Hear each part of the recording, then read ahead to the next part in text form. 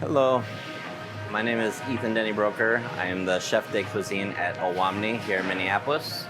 And we're at the IFL kitchen today, gonna whip up some wild rice porridge. So wild rice porridge, it's obviously made from wild rice. We use Pepita milk. We use maple syrup, a little bit of water. I'm gonna add vanilla bean, and then right before we serve it, I'm gonna top it with aronia berry jam and some fresh raspberries.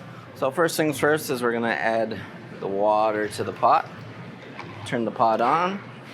We're gonna add the 3 cups of Pepita milk to the water. That's gonna be our cooking liquid to overcook this wild rice, so that when we throw it in the Vitamix here, it will blend up nice and smooth. And we're gonna add 3/4 cup of maple syrup to this. We're gonna add half of a vanilla bean. So what you do with the vanilla bean is you just go right down the middle, nice and light, just to open it up. So once you open it up, you can scrape away the vanilla bean. Just put that there. So I'm just gonna drop that into our water. I'm gonna throw the vanilla bean in for extra flavor. We're just gonna bring this up to a simmer. So the Pepita milk is something that we do at Owamni, for our dairy substitute. So we just take Pepita seeds, we soak them in water with a little bit of salt and maple. We wait 24 hours, and then we take the seeds, the water that it was soaked in, we throw it in the Vitamix, blend it until it's smooth, and then we strain it out to get out all the, the chunks, so it's just a nice smooth milk.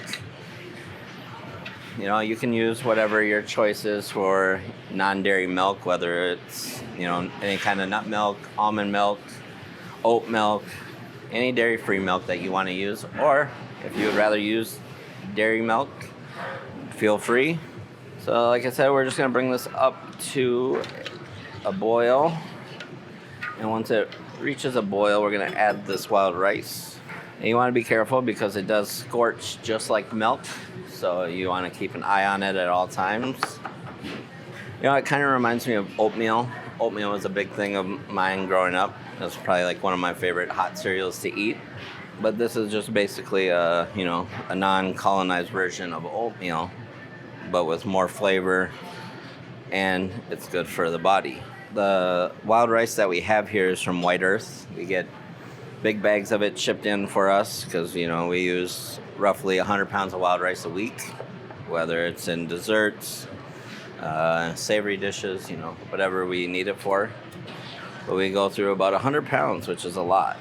Wild rice it's the plant that grows on water, and it only grows in certain parts of the Midwest. So if you're in, let's say California, and you want real wild rice, make sure it's not patty rice. It looks different than patty rice. Patty rice is black. This is more of a tannish color, and it has a black lines through the back of it that you can see.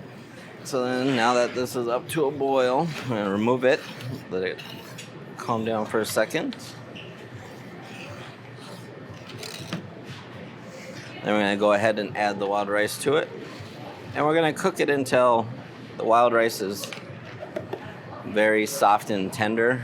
You kind of almost want it mushy, because when we blend it in the milk, it's just going to all come together and create this velvety consistency. So we're just going to cook this for, roughly 10 to 15 minutes. If you're starting from, scratch with the wild rice, make sure you wash the wild rice until it's clear, the water's clear. Like I said, we're just going to cook this for 10 to 15 minutes on a medium to low simmer. And remember, just stir occasionally so you don't scorch the milk and don't burn the wild rice. Growing up, we ate wild rice, we ate hominy, we ate walleye, we ate, fresh caught fish that we'd catch in the lake. Learning the ways of Indigenous people and Indigenous cooking is very important to not only me, but many other Indigenous people. So I like to share some recipes that, we've come up with at the restaurant, and then I put my own twist on it. So you can tell, like I said, that the rice is more mushy than compared to, let's say this versus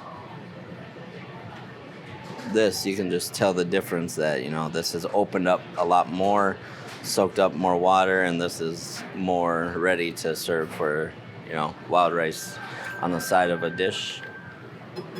So depending on how big your blender is, we're just going to kind of fish out that vanilla bean pod. That can just go in the garbage. And we're just going to add this to the blender. Do it in a couple batches. Not going to do it all because I like a little bit of the wild rice in my porridge. Just gonna put this up there. And just be careful when blending hot things. You want to start out slow. I'm just going to let it blend until it's incorporated, smooth. There will still be a little chunks from the wild rice, but I feel it adds texture in the dish.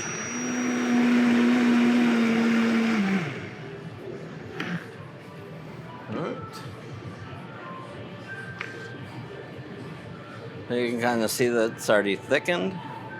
So then what I'm going to do is just add it back to the pot with the wild rice in here.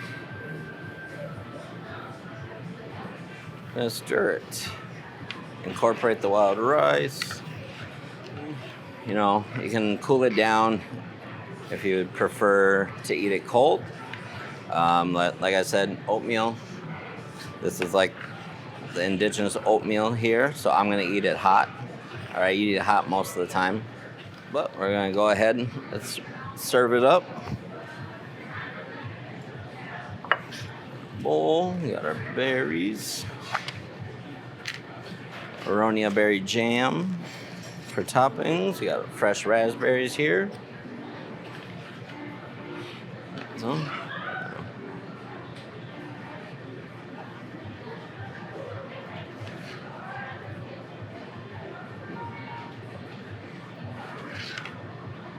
if you wanted to, you could add, like puffed rice for a crunchy texture if that's what you want. But for me, I love my berries, love my jams. And there's already maple in it, so you don't need to make it too sweet. Got some berries, just gonna throw around the edge. And just do a dollop of the aronia berry jam right in the middle. If you don't have aronia berries, choke cherries are good, blueberry jam, blackberry jam, just use any berry that you want. Now we're going to go ahead and try this. Get a little bit of the jam, get some of the porridge. I love raspberries. You get, tartness from the raspberry, sweetness from the jam, the wild rice in your mouth that's not too mushy, but it still has that little pop to it. It's nice and creamy without milk and butter. If you have any questions about these recipes, my Instagram is Chef Ethan's Cuisine, and then I have a Facebook page called Ethan the Chef. If you have any questions about, Indigenous cooking and any of these two recipes that we did today, the duck brine or the porridge, feel free to reach out. Otherwise, if you're ever into Owamni, just come say hi and, come enjoy some good food.